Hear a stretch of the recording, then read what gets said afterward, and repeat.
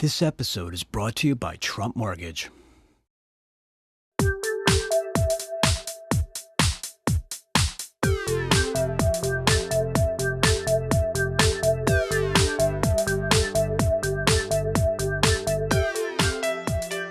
day. I'm Sarah Tilson, and this is The Real Deal. Commercial news dominated New York City real estate this week, with big deals announced and big projects getting underway. In one of the biggest real estate deals in American history, an investment group led by Tishman Speyer bought Stuyvesant Town and Peter Cooper Village, two Manhattan apartment complexes with more than 11,000 units.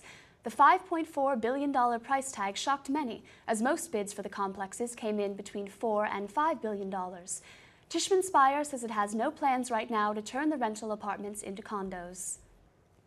With us this week is building sales broker Eric Anton of Eastern Consolidated, who is very familiar with high-profile cases such as this one and has done close to $2 billion in sales himself. Eric, what is your analysis of this record transaction? So I was at a dinner when I heard who the purchaser was and what the price was, and everybody was amazed to hear Tishman Speyer purchase the property. They don't own much residential in New York City. And $5.4 billion is really a staggering price for this property. And we all wish them luck, and hopefully they can make it work. What kind of standards will this deal set for investment sales in New York? This really is a benchmark for the market, and I think it's good for the market in that it evidences a tremendous confidence in the rental market, the residential rental market. A substantial part of the building is rent stabilized, and clearly the buyer is betting that rents will rise and that the free market rents will rise rapidly and that the stabilized rents will also be able to be pushed up. How long before Tishman sees proper returns from the rentals? I think most people think no, that it's going to take some years before they get to any type of return on the investment. Back of the envelope, we figured that the going-in cap rate is approximately 2.4%. So that really is quite low, given current market statistics. Would you have advised any of your clients to bid $5.4 billion for it? You know, I wasn't really the broker. If I was hired to promote the property, I certainly would. But as an outside investor, I'd probably want to study the numbers a little more. Going in at 2.5% return that's a thin return. Were you and any of your clients involved in the bidding for this project? We knew many of the bidders. We were informally advising one of the bidders who came in about quite a few $100 million below Tishman Speyer, but we weren't officially advising any of the bidders. Overall, do you think it's a worthwhile investment for Tishman? I hope over the long term it will be, and I'm sure it will be. New York is really the epicenter of the world in terms of real estate investment. Everybody wants to be here. We see investors from Ireland, from Israel, from Germany continuing to pour money into New York City. So I think long term it'll work out well, but the next 5 years are going to be tough. Who is the winner in this deal? Clearly MetLife is the winner. If they can close this before year end, it sounds like they'll stand to book $3 billion of profit, which is just a tremendous amount of money for this asset. Thank you, Eric. Thank you.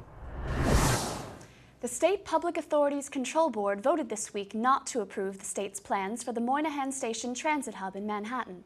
The $900 million hub would have included a redevelopment of the old Farley Post Office. A new plan for Moynihan Station may be revisited next year. The $1.7 billion expansion of the Jacob K. Javits Convention Center got officially underway this week. The expansion increases the center's exhibition space by 45%. The mystery of what will take most of the retail space at 15 Central Park West was solved this week. Best Buy has signed a 46,000 square foot lease on the ground floor of the new ultra-luxury condo. The $75 million 15-year lease includes about 65 feet of frontage on Broadway. A fresh deal at 1775 Broadway has set a Columbus Circle area record for office rents. Investment firm Gilder, Gagnon, Howe & Company signed a 36,000 square foot lease that has an average rent of $100 per square foot over 10 years. The Salvation Army is selling a building it owns overlooking Gramercy Park in Manhattan. Valued at more than $100 million, the Parkside Evangeline Residence for Young Women at 18 Gramercy Park South provides women with inexpensive temporary boarding. Larry Silverstein will have more insurance money to help rebuild the World Trade Center site. A federal appeals court this week upheld verdicts requiring insurance firms to pay Silverstein an extra $1.1 billion to rebuild at the site. The $1.1 billion amount stems from a trial that ended in 2004. The third quarter of 2006 was the busiest quarter for office leasing in downtown Manhattan since 1998. Tenants signed leases totaling 2.7 million square feet in downtown in the third quarter, according to a report from the Alliance for Downtown New York. Daily commuters from Long Island into Manhattan will have a way to reach the East Side by 2013. The Bush administration this week approved $2.65 billion to build an extension of the Long Island Railroad to Grand Central Terminal. Citigroup announced that 1,200 of its employees will be relocated to a new 15-story building in Long Island City within the year. The banking giant held a topping-off ceremony recently for the 528,000 square foot building on 44th Street, across from the 50-story Citibank Tower. Two adjacent buildings housing two city high schools are on the sales market and could garner up to $75 million total. The two buildings at 90 Trinity Place and 100 Trinity Place total 175,000 square feet and include 75,000 feet in development rights. Newmark Knight Frank is handling the marketing. New York City's unemployment rate plunged to its lowest level in more than 18 years in September, according to new numbers from the State Labor Department. The 4.5% rate in September was the lowest since February 1988 and was down from 5.1% in August. The unemployment rate is often a barometer of the health of the city's commercial market. The 29-story office tower at 401 Broadway is likely going condo. Its owner is seeking city permission to convert the tower into 90 condos. Current zoning for the lower Manhattan area prohibits residential conversion of buildings over 5,000 square feet. The city has agreed to buy 24 acres of undeveloped land on the Queens West waterfront site for $100 million and to build more than 5,000 units of middle-income housing on it. The site was purchased by the city from the Port Authority. In a further sign of lower Manhattan's transformation to a 24/7 area, Wall Street now has more luxury condo developments than investment banks.